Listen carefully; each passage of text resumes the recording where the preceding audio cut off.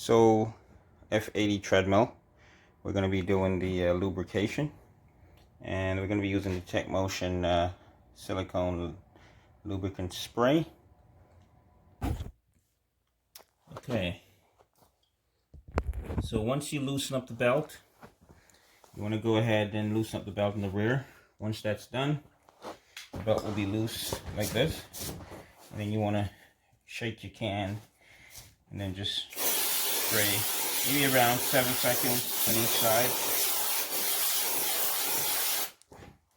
And on the other side,